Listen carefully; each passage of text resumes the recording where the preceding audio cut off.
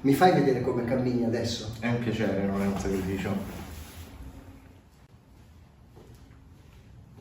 Questo è Marco Scudieri, carabiniere, che il 14 luglio del 2023 è stato investito da uno stalker che il militare stava cercando di allontanare da casa dell'ex moglie. Subito le sue condizioni sono apparse gravi, tanto da far ipotizzare anche una perdita dell'arto. Sentirsi dire o comunque percepire che stavo per perdere un arto è stata la notizia che ovviamente mi stava devastando mentalmente, perché a 36 anni rischiare di perdere una gamba penso che sia la cosa più triste che un uomo si possa sentir dire. La velocità dell'intervento, però, ha fatto sì che ora Scudieri possa tornare a camminare. In quei momenti lì abbiamo degli obiettivi da raggiungere. Il primo è quello di riportare sangue ossigenato per scongiurare il rischio dell'amputazione, ed è stato fatto immediatamente, cioè appena arrivato in ospedale.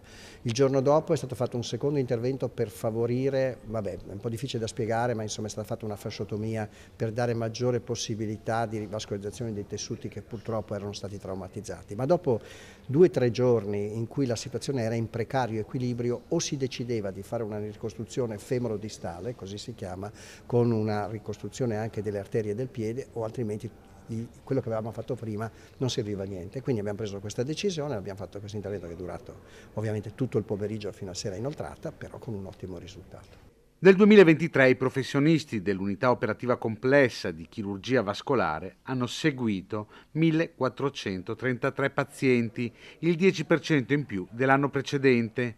Nei primissimi mesi del 2024 sono stati 735 gli interventi in sala ibrida, oltre a tutte le urgenze emorragiche o ischemiche, e 353 gli interventi open repair, soprattutto aneurismi, ischemie critiche e chirurgia oncovascolare. Un impegno per tutti i pazienti. Il nostro scopo del nostro lavoro è salvargli gli arti al carabiniere traumatizzato, ma anche agli anziani. Non c'è una grande differenza, cioè noi pazienti sono tutti uguali. Magari ha fatto molto più clamore il carabiniere, tant'è vero che in quel tempo io mi domandavo: ma guarda quanta gente mi chiede di questa cosa qui, e sono 30 anni, 40 anni che faccio questo tipo di chirurgia, e di arti ne ho salvati moltissimi, anche a persone molto meno conosciute, molto meno famose di questa persona, e invece la vita vuole così.